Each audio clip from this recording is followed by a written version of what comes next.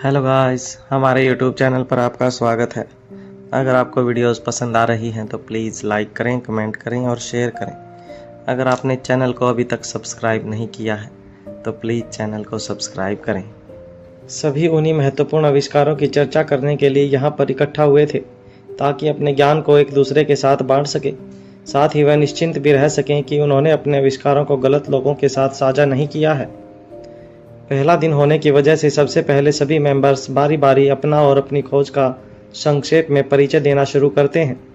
Meeting शुरू होने के बाद भूमि जब एक साथ होकर भी अलग अलग होने का इंतजाम देखती है तो दंग रह जाती है। जिस कैबिन में अनिका, रोहित, प्रीति और भूमि मज में थे, वहां से वह सभी अन्य लोगों को देख सकते थे, लेकिन उन लोगों में से कोई भी उन्हें नहीं देख सकता था। यहाँ तक कि वह लोग आपस में भी एक दूसरे के कैबिन के अंदर नहीं देख सकते थे। सभी कैबिन से होकर रास्ता स्टेज तक जाता था। सभी बारी बारी अपने नंबर पर स्टेज पर आकर अपनी खोज की विस्तृत जानकारियां देने के साथ साथ उसके इस्तेमाल करने की तकनीक भी सिखाने वाले थे। क्योंकि कौटिल्य खुद एक बड़ा हैकर था, इसलिए आज वह भी अपनी नई इन्वेंशन को अपने ग्रुप के बाकी सदस्यों के साथ इंट्रोड्यूस करने वाला था। इसके अलावा वह ग्रुप की मेजबानी भी खुद ही कर रहा था। उसके बुलाने पर पहला मेंबर, जिनका नाम यूनिक था, वह स्टेज पर आता है। अपने सभी साथियों को विश करने के बाद स्टेज पर लगी हुई स्क्रीन पर वह प्रोजेक्ट के द्वारा अपनी इन्वेंशन के बारे में बताना शुरू करता है। यूनिक ने एक ऐसी डिवाइस और सॉफ्टवेयर डिजाइन किया था जिसकी मदद से इंसान के सेंसेस के द्वारा उनके अंदर पैदा हुई बीमारी को ट्रेस किया जा सकता था। इसके अलावा आने वाले कुछ महीनों में कोई व्यक्ति किस बीमारी से ग्रसित होने वाला है यह भी पता लगाया जा सकता था, पर जानकारी होने की वजह से इंसान खुद को उसे बचाने के लिए पहले से अपने जीवन शैली में बदलाव कर सकता था। उन सभी सदस्यों ने जिन चीज़ों को ईजाद किया था उन्हें देखने के लिए या दिखाने के लिए अंतिम 2 दिन नियत किए गए थे। उससे पहले केवल उनके बारे में सैद्धांतिक जानकारी ही दी जाने वाली थी और इस वक्त वही चल रही थी। यूनिक ने अपने पूरे फेस पर ब्लैक मास्क पहना हुआ था जिसमें से उसकी सिर्फ आंखों के 2 गोल ही नजर आ रहे थे। जब यूनिक अपने प्रोजेक्ट के बारे में बता रहा था तब भूमि कौटिल्य से कहती है, क्या सभी इसी तरह मास्क लगाकर प्रेजेंटेशन देने वाले हैं? कौटिल्य कहता है, हाँ, यही वह तरीका है जिससे सब एक दूसरे से मिलकर भी अपनी पहचान छुपा लेंगे। एक पल रुक कर कौटिल्य आगे कहता है, इतना ही नहीं, बाहर की दुनिया में बातचीत करने के लिए यह लोग वॉइस डिवाइस का इस्तेमाल करते हैं ताकि उनकी आवाज़ से भी कोई उन्हें पहचान ना सके। लेकिन आज यह ऐसा नहीं करने वाले हैं क्योंकि यह एक दूसरे पर इतना भरोसा तो कर ही सकते हैं। सिक्योरिटी साइबर ग्रुप के एक मेंबर ने एक ऐसी डिवाइस तैयार की थी जिसकी मदद से किसी भी हार्डवेयर के अंदर प्लांट किए गए सॉफ्टवेयर की हूबहू कॉपी तैयार की जा सकती थी। इसके लिए हार्डवेयर सिर्फ उस डिवाइस की रेंज में होना चाहिए था। इसी तरह से मीटिंग को चलते हुए 2 दिन बीत जाते हैं। एक एक करके सभी मेंबर्स आकर अपनी अपनी इन्वेंशन पर प्रेजेंटेशन देकर अपने अपने कैबिन में लौटते जाते हैं। लेकिन आज जब बटरफ्लाई नाम की एक मेंबर स्टेज पर आकर बोलना शुरू करती है तब भूमि अपनी आंखें बंद कर लेती है। उसकी भौहें चढ़ जाती हैं और माथे पर सलवट दिखाई देने लगती हैं। कौटिल्य का ध्यान जब भूमि पर जाता है तो वह चिंतित हो उठता है और भूमि से पूछता है, तुम ठीक तो हो ना? क्या तुम्हारी तबीयत खराब हो रही है? भूमि अपनी आंखें खोलती है और कौटिल्य की तरफ देखकर मुस्कुराते हुए कहती है, मैं बिल्कुल ठीक हूँ, बस अपने दिमाग पर जोर डालने की कोशिश कर रही हूँ कि यह आवाज़ मैंने कहाँ सुनी है। कौटिल्य बड़ी ही हैरानी से भूमि की तरफ देखता है। भूमि आगे कहती है, पता नहीं मुझे ऐसा क्यों लग रहा है जैसे कि इस आवाज़ को पहचानना मेरे लिए बेहद ज़रूरी है। इसके बाद वह अपना ध्यान स्टेज की तरफ लगा देती है। बटरफ्लाई ने अपनी नाक से नीचे ब्लैक कलर का मास्क पहना हुआ था और आंखों के ऊपर का हिस्सा भी, यानी कि माथा और सिर भी पूरी तरह से ढका हुआ था। उसके चेहरे या शरीर का कोई भी हिस्सा दिखाई नहीं दे रहा था, लेकिन उसकी आंखें पूरी तरह से दिखाई दे रही थी। कुछ देर बाद भूमि फिर कहती है, मैं पूरे दावे के साथ कह सकती हूँ कि मैं इसे जानती हूँ। मैं इन आँखों को भी पहचानती हूँ, लेकिन मुझे याद नहीं आ रहा कि यह आवाज़ मैंने कहाँ सुनी है और ये आँखें मैंने कहाँ देखी हैं। तभी भूमि की तारीफ करते हुए कहता है, कौटिल्य, इतना परेशान होने की ज़रूरत नहीं है। मुझे पूरा विश्वास है कि अगर यह इतनी ही ज़रूरी आँखें हैं तो तुम इन्हें पहचान ही लोगी। आखिर ऑफिसर भूमि से कोई कैसे बच सकता है? मारवा हाउस से 1 किलोमीटर दूर वेंटी ट्रक में एक्सपर्ट हर्षिता कहती है, आज दूसरी रात है, हम बच्चों के कमरे में अब तक भी अंदर नहीं पहुंच पाए हैं। बच्चों के कमरे का दरवाज़ा सिर्फ तभी खुलता है जब सिक्योरिटी गार्ड खाना लेकर अंदर जाते हैं। नौकरों को भी अंदर जाने की अनुमति नहीं है। बालकनी की तरफ से कोई भी दरवाज़ा खुला हुआ नहीं है। दरवाज़ा छोड़ो, कोई खिड़की या रोशनदान भी ऐसा नहीं जिसमें से अंदर जाया जा सके। सभी पर लॉक के साथ साथ पर्दे भी लगे हुए हैं। अंदर क्या चल रहा है कुछ दिखाई नहीं दे रहा। योगेश कहता है, मैं हैरान हूँ, इन दोनों पति पत्नी ने अपने बच्चों को इतनी तगड़ी ट्रेनिंग दी है कि 2 दिन में एक बार भी कोई बच्चा बाहर नहीं निकला। हर्षिता कहती है, इन लोगों के कमरे ही एक बड़े मकान के बराबर हैं।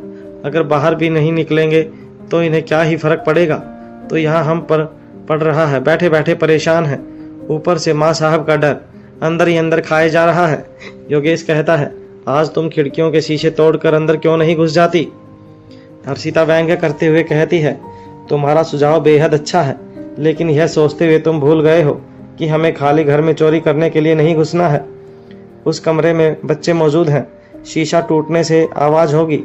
बच्चों के साथ साथ सिक्योरिटी गार्डों को भी पता चल जाएगा कि कमरे की बालकनी में घुसपैठिए मौजूद हैं। योगेश अपनी एक हाथ की हथेली पर दूसरे हाथ की मुट्ठी बनाकर मारता है और लगातार बार बार इसी तरह अपने हाथ पर मुट्ठी मारते मारते कुछ सोचने की कोशिश करता है। उसके थोड़ी देर बाद हर्षिता से कहता है, इस मुसीबत से बाहर आने का कोई ना कोई हल जरूर होगा और वह सिर्फ तुम ही सोच सकती हो, क्योंकि यह विविध काया क्या क्या कर सकता है यह तुमसे ज़्यादा मैं नहीं जानता। एक काम करो, एक बार फिर से देखो कि यह विविध काया और क्या क्या कर सकता है। कोई ना कोई रास्ता जरूर निकल जाएगा। हमें हर हाल में बच्चों के कमरे के अंदर जाना ही होगा। तभी हर्षिता कहती है, वैसे हमें इतना परेशान होने की भी ज़रूरत नहीं है, क्योंकि माँ साहिब ने कहा था कि उनकी हर मूवमेंट पर नज़र रखनी है। हम कह देंगे कि उन्हें घर में ही अपने कमरे में नज़रबंद कर दिया गया है। फिर कुछ देर सोचने के बाद आगे कहती है, क्यों ना हम प्रीति, अनिका और रोहित का पीछा कर रहे। यह बच्चे बाहर नहीं निकल रहे हैं, पर वह तीनों बाहर जा रहे हैं।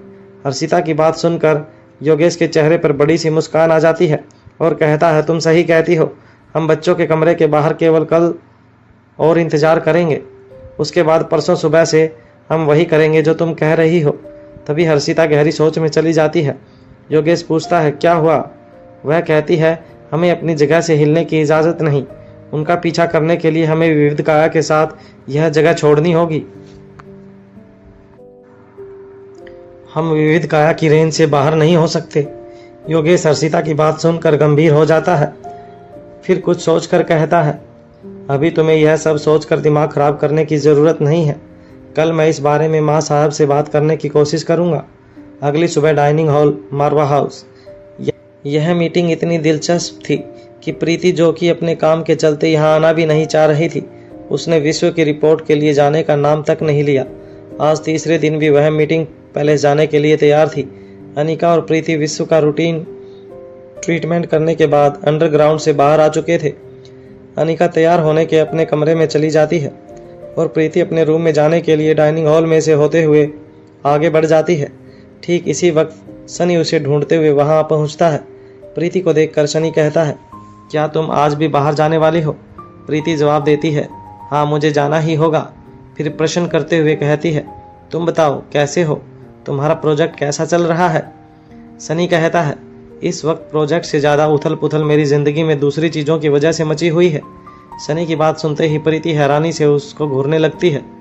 सनी आगे कहता है, तुमने कहा था कि जब तक मैं ना कहूँ तब तक कोई बात मत करना, लेकिन तुमने पलट कर पूछा भी नहीं कि आगे क्या हुआ। अब प्रीति और भी ज़्यादा हैरानी से सनी को देखती है। ठीक इसी वक्त सनी के पीछे से ओमकार आता हुआ नजर आता है। सनी का बोला हुआ अंतिम वाक्य उसने भी ठीक ठीक सुना था।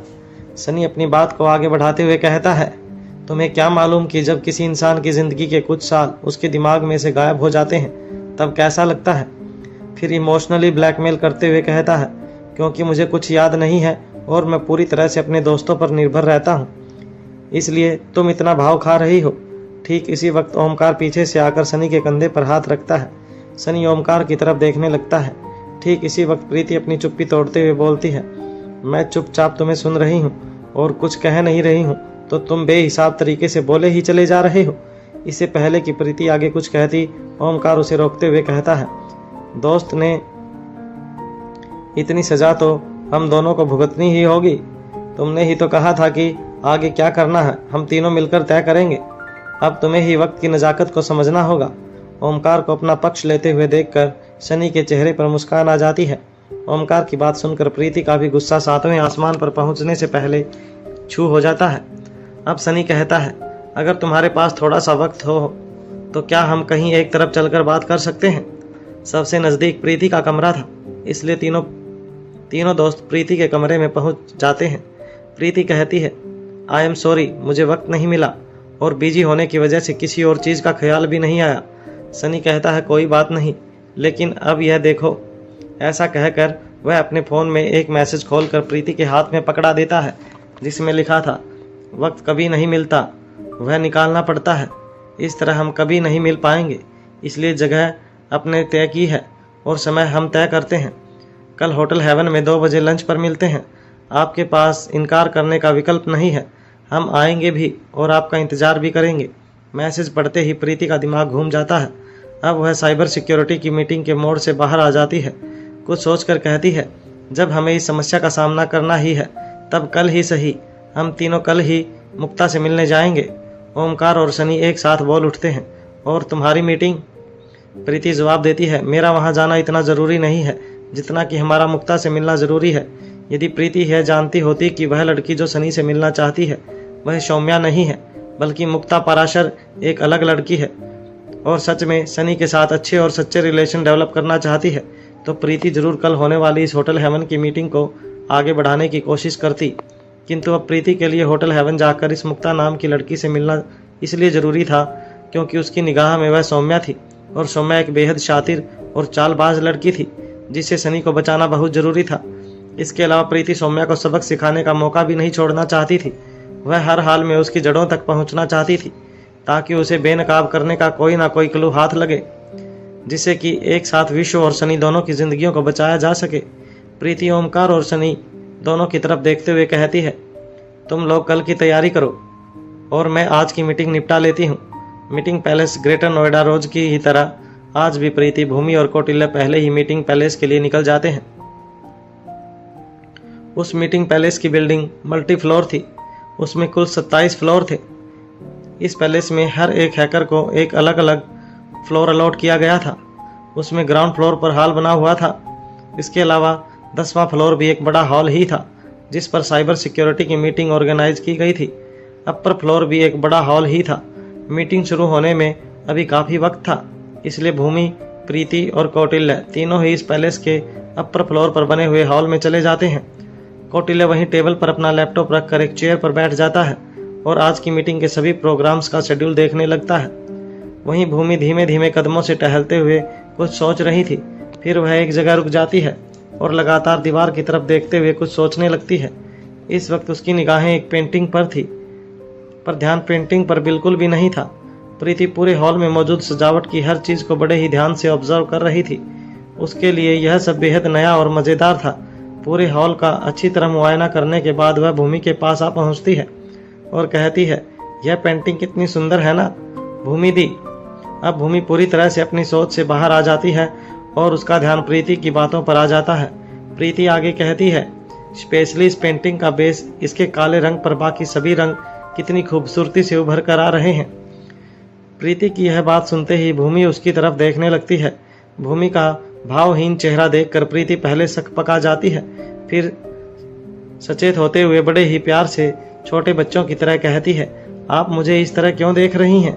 मैंने क्या किया है? प्रीति की बात सुनकर भूमि के चेहरे पर मुस्कान आ जाती है और वह प्रीति के चेहरे को अपने दोनों हाथों में लेते हुए उसके गाल पर चूम लेती है। फिर खुश होते हुए उससे कहती है, तुम ब्रिलियंट हो। मैं इतनी देर से एक पहेली को सुलझा रही थी, तुमने बिना सवाल पूछे ही उसका जवाब दे दिया। प्रीति को कुछ समझ नहीं आ रहा था भूमि क्या कह रही है। उसके बाद भूमि आगे कहती है, तुम बस थोड़ी देर रुको, मैं अभी आती हूँ। ऐसा कहकर वह तेज कदमों से कौटिल्य के पास जाकर चेयर पर बैठ जाती है। उसके बाद कहती है, मुझे पता चल गया है कि उस दिन वह ब्लैक शाइनिंग मटेरियल हमें ढूंढने पर भी मिला क्यों नहीं था। कौटिल्य भूमि की बात सुनकर लैपटॉप की स्क्रीन को नीचे कर देता है और उसकी ओर देखने लगता है।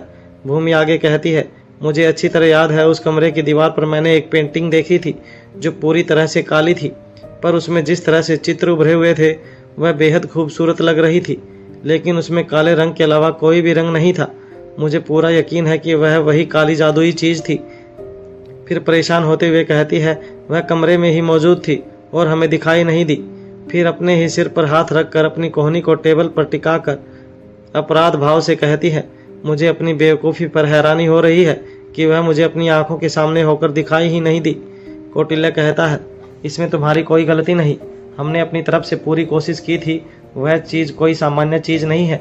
जिस चीज़ को ना पहले कभी देखा गया हो, ना उसके बारे में पहले कभी सुना गया हो, उसका सामना करना वैसे भी आसान नहीं होता। बेशक तुम्हें थोड़ी देर लगी, लेकिन कम से कम तुमने इस पहेली को सुलझा लिया। अब भूमि का चेहरा सामान्य हो जाता है। कौटिल्य कुछ रुककर भूमि से कहता है, अब तुमने क्या सोचा है? भूमि कहती है, हमें आज और अभी रोहित और अनिका से इस बारे में बात करनी होगी। ना जाने वह क्या चीज़ है, उस पर किसका कंट्रोल है, वह यह सब क्यों कर रही है और उसका उद्देश्य क्या है। हमें इस बारे में कुछ भी नहीं मालूम। अगर उन दोनों को इसकी जानकारी होगी तो वह सावधान रह सकते हैं। फिर बेचैन होकर अपनी जगह से खड़ी हो जाती है। कौटिल्य उसके चेहरे के भाव को देखकर उसके मन की स्थिति आसानी से समझ सकता था, इसीलिए वह अपनी जगह से खड़े होकर भूमि के कंधे पर हाथ रखते हुए कहता है, अब क्या सोच रही हो भूमि? भूमि कहती है, मुझे लगता है कि मुझे यहाँ से चले जाना चाहिए। इस मीटिंग में मेरी कोई ज़रूरत नहीं, लेकिन मारवा हाउस में मेरी ज़रूरत है। मुझे मारवा हाउस की सिक्योरिटी टीम के साथ मिलकर काम करना होगा। कौटिल्य कहता है, तुम वही करो जो तुम्हें सही लगे। मैं हर तरह से तुम्हारे साथ हूँ, लेकिन फिर भी मैं तुमसे कहना चाहता हूँ कि कुछ भी करने से पहले एक बार रोहित सर और अनिका मैडम से बात जरूर कर लो। भूमि हाँ में अपनी गर्दन हिला देती है। इसके बाद भूमि एक मैसेज करके अनिका और रोहित को भी 27वें फ्लोर पर बने हॉल में आने के लिए कह देती है। थोड़ी ही देर बाद रोहित और अनिका भी वहां पहुंच जाते हैं। इसके बाद भूमि और कौटिल्य उन्हें अपनी आंखों से देखी हुई हर बात विस्तार से बता देते हैं। प्रीति भी वहीं खड़े खड़े सारी बातें सुन रही थी। उसे अपने कानों पर यकीन नहीं हो रहा था। यह सब सुनकर कुछ पलों के लिए उसका दिमाग सुन्न रह जाता है। रोहित और अनिका एकदम शांत भाव से सब कुछ सुनते हैं, लेकिन किसी भी तरह की कोई भी प्रतिक्रिया नहीं देते हैं। कौटिल्य कहता है, अगर वह मीटिंग इतनी इम्पोर्टेंट नहीं होती तो मैं ज़रूर उस चीज़ को वीडियो में रिकॉर्ड करने के लिए हर वक्त उस पर निगाह बनाए रखने की कोशिश करता और स्क्रीन रिकॉर्डिंग करता, फिर आप दोनों को दिखाता ताकि आप इस बात पर यकीन कर सकें। अब अनिका कहती है, तुम दोनों को परेशान होने की कोई ज़रूरत नहीं है, तुम दोनों की बातों पर यकीन है। ऐसा कहकर वह अपने फ़ोन में वीडियो ऑन करके उन दोनों को दिखाती है। भूमि वीडियो को देखने के बाद हल्की सी नाराज़गी दिखाते हुए कहती है, इसका मतलब तुम इस बारे में पहले से जानती थी, तब हमें बताया क्यों नहीं?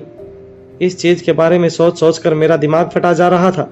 अनिका अपनी जगह से खड़े होकर भूमि के कंधे पर हाथ रखती है और कहती है, मुझे इस बारे में तुम्हारे बाद ही पता चला है। पहले मुझे शक हुआ कि कोई मेरे आसपास है। इसी दौरान अन्य कुछ घटनाएं भी घर में हुई जिसके बारे में मुझे रोहित ने बताया, तो सारी कड़ियों को जोड़ने के बाद मैं इस निष्कर्ष पर पहुंची कि जल्द से जल्द पता लगाना होगा कि आखिर मामला क्या है। उसके बाद एक्सपर्ट नीरज सांगवान को इस काम पर लगाया गया। तब कहीं जाकर हमें पता चला कि मेरा शक सही है। अब भूमि की नाराज़गी चिंता में बदल जाती है और वह कहती है, इस वीडियो को देखकर साफ पता चल रहा है कि यह चीज़ हर वक्त बच्चों के कमरे के आसपास ही है। यह बच्चों को नुकसान पहुंचाने की कोशिश कर सकती है। बच्चों को हमारी मदद की ज़रूरत है। अनिका भूमि से कहती है, अभी तुम्हें परेशान होने की कोई ज़रूरत नहीं, तुम मुझ पर इतना भरोसा तो कर ही सकती हो। भूमि के चेहरे पर मुस्कान आ जाती है और वह कहती है, तुम पर मुझे खुद से भी ज़्यादा भरोसा है। कुछ पल रुक कर अनिका सभी की तरफ देखते हुए कहती है, इससे पहले कि हम जाल में फंसे हमें जाल फैलाना होगा। फिर भूमि की आंखों में देखते हुए कहती है, अभी तुम बेफिक्र होकर मीटिंग एंजॉय करो, बाकी सब मुझ पर छोड़ दो। मीटिंग के तीसरे दिन की रात, मारवा हाउस, अनिका रोहित का बेडरूम। अब तक रोहित अनिका अच्छी तरह समझ चुके थे कि लगातार कोई चीज़ उनके आसपास बनी हुई है, इसलिए वह घर लौटने के बाद भी आपस में कोई बात नहीं करते। साथ में बैठकर अपना डिनर कर लेते हैं और उसके बाद अपने रूम में जाकर सो जाते हैं। आज भी दिन भर की थकान के बाद रोहित सो चुका था। तभी अनिका आधी रात के वक्त धीरे से अपने बिस्तर से उठती है और चेंजिंग रूम में जाकर अपना ब्लैक आउटफिट पहन लेती है। जैसे ही वह बेडरूम के अंदर वापस आती है, रोहित को उसकी आहट से पता चल जाता है कि वह बाहर निकलने की तैयारी कर रही है। रोहित जैसे ही उसे रोकने के लिए अपना हाथ टेबल लैंप की ओर बढ़ाता है, तभी कुछ सोच कर रुक जाता है। अनिका के वापस बाथरूम में जाने के बाद वह अपना फ़ोन उठाकर मेल चेक करता है जिसमें अनिका ने मैसेज छोड़ा था। सिर्फ 3 घंटे रोहित का मन हुआ कि वह भी अनिका के पीछे पीछे जाए, क्योंकि खतरा हर तरफ फैला हुआ था। लेकिन फिर उसने खुद को समझाया, मुझे अनिका पर भरोसा रखना चाहिए, वह खुद ही पूरी तरह से तैयार और अलर्ट होगी। अनिका ने घर से बाहर निकलने के लिए सीक्रेट रिसर्च लैब के खुफिया रास्तों से बाहर जाने का मन बनाया था, क्योंकि हर तरफ सिक्योरिटी पहले से कई गुना ज़्यादा बढ़ा दी गई थी। ऐसे वक्त में वह बिना वजह अपने ही सिक्योरिटी गार्ड्स के बीच अफरा तफरी का माहौल पैदा नहीं करना चाहती थी, और साथ ही उस काली चीज़ की निगाहों में भी नहीं आना चाहती थी। मारवा हाउस से बाहर निकलने के बाद करीब 500 मीटर दूर जाने पर उसे एक गाड़ी दिखाई देती है, जिसे वह अपने फिंगरप्रिंट से अनलॉक करती है। फिर उस ऑटोमेटिक गाड़ी में बैठने के बाद उसे ड्राइविंग मोड में डालकर वह अपना ध्यान बाहर लगा देती है कि कहीं कोई उसका पीछा तो नहीं कर रहा। लगभग 1 घंटे के बाद वह दिल्ली हरियाणा के बॉर्डर पर पहुंच जाती है। यहाँ से कुछ ही मिनट की दूरी पर वह गाड़ी एक जंगल के अंदर प्रवेश कर जाती है और चलना शुरू कर देती है। कुछ ही आगे जाकर रास्ता दिखाई देने लगता है। गाड़ी जंगल में बने हुए रास्ते पर चलते हुए अपनी नियत जगह पर जाकर रुक जाती है। अनिका जैसे ही गाड़ी से बाहर निकलती है, तभी स्वाति मल्होत्रा का एक साथी उसके पास आकर कहता है, आइए अनिका मैडम। अनिका बिना कुछ कहे चुपचाप उसके पीछे पीछे चल पड़ती है। करीब 5 मिनट चलने के बाद वह उस एक झोपड़ी तक पहुंच जाते हैं। उसमें अंदर जाने के बाद वह बिल्कुल सामान्य दिख रही थी, किंतु इस सामान्य सी दिखने वाली झोपड़ी में एक खुफिया दरवाज़ा था जो अंडरग्राउंड की तरफ जाता था। इस दरवाजे की तरफ हाथ करके वह आदमी पीछे हट जाता है और अनिका उस दरवाजे से होते हुए आगे बढ़ जाती है। दिल्ली से दूर एक जंगल के सीक्रेट अंडरग्राउंड में एक संकरे रास्ते से होते हुए 1 मिनट के बाद वह एक बड़े से हॉल में पहुंच जाती है। सामने ही स्वाति मल्होत्रा दिखाई देती हैं। अपनी बेटी को देखते ही उसके चेहरे पर खुशी की लहर दौड़ पड़ती है। वह आगे बढ़कर अपनी दोनों बाहें खोल देती है और अनिका उसके गले लग जाती है। स्वाति मल्होत्रा कुछ देर तक यूं ही अनिका को गले लगाए रखने के बाद उसे एक कुर्सी पर बैठने का इशारा करती है। अनिका बैठते हुए कहती है, आपने मुझे यहाँ बुलाया है तो ज़रूर कोई महत्वपूर्ण बात होगी। स्वाति मल्होत्रा जवाब देती है, हाँ बात बहुत ज़रूरी है। अनिका कहती है, आपके मन का सवाल मैं जानती हूँ, लेकिन फिर भी पहले आप पूछिए, फिर मैं जवाब देती हूँ। स्वाति बड़े ही प्यार से अनिका के चेहरे पर हाथ घुमाते हुए कहती है, लगता है बेटी माँ से आगे निकल गई है। अनिका पलट कर जवाब देती है, संतान कितनी भी आगे निकल जाए लेकिन अपनी जननी का अंश भर ही रहती है। अनिका की हाजिर जवाबी पर स्वाति मुस्कुराते हुए आगे कहती है, यदि तुम यही चाहती हो कि मैं सवाल पूछूं, तो बताओ क्या तुमने आकाश को बचाने के लिए पाउडर का इस्तेमाल किया है? अगर इसका जवाब है हाँ है, तो यह बताओ कि तुमने ऐसा क्यों किया? अनिका, तुम ऐसा नहीं कर सकती हो। यह कोई सामान्य दवाई नहीं जो सभी को बांट दी जाए। ऐसा कहकर स्वाति अनिका की तरफ देखने लगती है। अब अनिका अपनी जगह से खड़े होकर अपने दोनों हाथों को मोड़ लेती है और फिर बिना पलके झपकाए स्वाति मल्होत्रा की तरफ देखते हुए कहती है, मुझे अच्छी तरह पता था जिस सवाल से मेरे दुश्मन छटपटा रहे होंगे, वह सवाल मेरी माँ को भी मुझ तक जरूर खींच लाएगा। अगर आप अनिका पर नहीं तो अपने खून पर भरोसा कर सकती हैं। अनिका मुस्कुराकर आगे कहती है, इस बारे में बाकी बातें बाद में करते हैं, पहले मुझे आपको कुछ और बताना है। ऐसा कहकर वह स्वाति के करीब आ जाती है। स्वाति उसके आगे बोलती है। अनिका कहती है, आपकी निवासी को वह सारा खजाना चाहिए जो मनाली वाले घर में है। अगर आपकी इजाज़त हो तो क्या वह मैं उसके लिए मंगा दूं? स्वाति के चेहरे के हाव भाव बदल जाते हैं और वह मुस्कुराते हुए कहती है, मेरी रिया इतनी बड़ी हो गई है कि उसे वह सभी किताबें पढ़नी है। वह आगे पूछती है, आर्यन और अलेक्जेंडर कैसे हैं? अनिका कहती है, वह तीनों एकदम बढ़िया हैं। पहले मुझे लगता था कि अलेक्जेंडर आपके नक्शे कदम पर है, पर अब रिया का भी कुछ ऐसा ही हाल दिखाई दे रहा है। फिर मुस्कुरा कर आगे कहती है, अभी वह किताबें मांग रही है, कहीं कल को मनाली वाला घर ही ना मांगने लगे। स्वाति मल्होत्रा चेहरे पर हल्की सी हंसी लाते हुए कहती है, मेरी रिया की डिमांड को पूरा करने के लिए तुम्हें परेशान होने की ज़रूरत नहीं है। उसे जो चाहिए वह मिल जाएगा। मैं उन सभी किताबों की कॉपी खुद भिजवा दूंगी। अब अनिका आगे कुछ कहने जाती उससे पहले ही स्वाति मल्होत्रा कहती है, एक और ज़रूरी बात। अनिका ध्यान से सुनने लगती है। स्वाति कहती है, बहुत जल्द ऐसे हालात पैदा होने वाले हैं जब दुश्मन तुम्हारे राज से पर्दा उठाने के लिए घातक वार करेगा और तुम्हें लड़ने के लिए मैदान में उतरना पड़ेगा। अगर तुम मैदान में उतरी तो तुम्हारा भेद खुल जाएगा और अगर नहीं उतरी तो नुकसान उठाओगी। अनिका पूछती है, मतलब स्वाति मल्होत्रा आगे कहती है, मतलब तुम समय आने पर खुद समझ जाओगी। बस इतना ध्यान रखना, जब भी ऐसे हालात पैदा हों तब दुश्मन का मुकाबला करने के लिए उसके सामने खड़े होने से पहले एक बार जाकर एनी से मिल लेना, बाकी वह तुम्हें खुद समझा देगी। अनिका स्वाति की बात सुनकर दंग रह जाती है। वह आश्चर्यचकित होकर पूछती है, मेरी असिस्टेंट एनी रोबोट स्वाति बदले में सिर्फ अपनी पलकें झपकाकर हाँ में गर्दन हिला देती है। अनिका इस बारे में ज़्यादा कुछ नहीं पूछती, क्योंकि वह अपनी माँ की ताकत और पहुँच दोनों के ही बारे में बेहतर तरीके से जानती थी। अब 2 पल रुककर स्वाति मल्होत्रा फिर से उसी मुद्दे पर आ जाती है और कहती है, अब तुम आकाश के बारे में बताओ कि तुमने उसे कैसे बचाया। फिर आगे चेतावनी देते हुए कहती है, उसे पावर ड्रग का निर्माण सिर्फ एक भूल थी, तुम किसी की जान बचाने के लिए उसका इस्तेमाल नहीं कर सकती। अनिका कहती है, माँ मैं जानती हूँ कि आपकी बात बिल्कुल सही है, लेकिन फिर भी मैं दावे के साथ कहती हूँ कि अगर मेरी जगह आप होती तो आप भी यही करती। यह सच है कि आपके बलिदान की भरपाई कोई नहीं कर सकता, लेकिन आप अकेली नहीं हैं जिसने अपनी ज़िंदगी तबाह की है।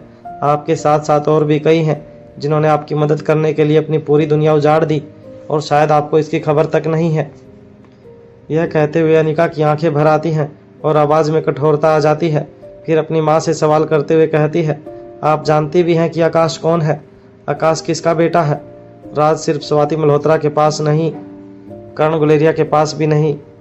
क्या खूब वफा निभाई है तुम दोनों ने मिलकर। ना कभी आप कुछ बोली, ना कभी वह कुछ बोलते हैं। राज और सिर्फ राज और गहरे राज। फिर एक पल रुक कर आगे कहती है, खैर जाने दीजिए इन सब बातों को, फिलहाल उस बारे में बात करते हैं जिसकी वजह से आप मुझ तक खींची चली आई। फिर लंबी गहरी सांस लेकर उसे छोड़ते हुए कहती है, आप चिंता मत कीजिए, उसे बचाने के लिए मैंने पावर डोज का इस्तेमाल नहीं किया है। हाँ यह सच है कि ड्रग का इस्तेमाल किया गया है, लेकिन वह ड्रग स्वाति मल्होत्रा का नहीं बल्कि अनिका गुलेरिया का बनाया हुआ है। फिर आगे कहती है, और हाँ अब इस बात पर परेशान मत होइएगा, वह ड्रग किसी तरह की अमरता का वरदान नहीं है, सिर्फ एक दवाई ही है। दूसरी और सबसे महत्वपूर्ण बात, वह आकाश नहीं है। अनिका की ऐसी बातें सुनकर स्वाति मल्होत्रा का दिमाग घूमने लगता है। वह खुद को संभालते हुए अनिका से पूछती है, वह आकाश नहीं है तो कौन है? क्या आकाश मर चुका है? अनिका जवाब देती है, नहीं, मुझे पूरा विश्वास है कि वह दमयंती देवी के पास सुरक्षित है और मुझे हर हाल में आकाश को वापस लाना होगा। मैं मेरे भाई को मरने के लिए नहीं छोड़ सकती। मैं अपने भाई को अपनी भाभी के पास लाकर रहूंगी। फिर स्वाति की आंखों में देखते हुए पूरे आत्मविश्वास के साथ कहती है, और सिर्फ भाई को ही नहीं बल्कि अपनी माँ को भी अपने पिता के पास लाकर रहूंगी। पांडवों का वनवास 13 सालों में खत्म हुआ और राम का 14 वर्षों में। क्या मेरी माँ का पूरी जिंदगी चलेगा? फिर स्वाति मल्होत्रा की खामोशी देखकर आगे कहती है, मैं ऐसा नहीं होने दूंगी। अब बहुत हुआ। अगर कीमत किसी को चुकानी है तो वह चुकाएंगे जिनकी नीयत गलत थी और आज भी है, जिन्होंने दुनिया को सरोग बनाने के लिए अपनी पूरी शक्ति और पूरा जीवन झोंक दिया। उन सभी को बदले में सरोग ही मिलना चाहिए। यूं अपनी ममता और प्यार से दूर रहकर नरक की यातना नहीं। स्वाति को आज अनिका की बातों में युद्ध का नौन सुनाई दे रहा था। आज वह उसमें खुद को देख रही थी और मन ही मन एक अजीब से डर से आशंकित हो उठी थी। अनिका अपनी बात कहकर वहां से चली जाती है और अपने पीछे छोड़ जाती है स्वाति के लिए ढेर सारे सवाल। स्वाति मल्होत्रा अपनी जगह पर खड़ी खड़ी सिर्फ उसे जाते हुए देखती रह जाती है।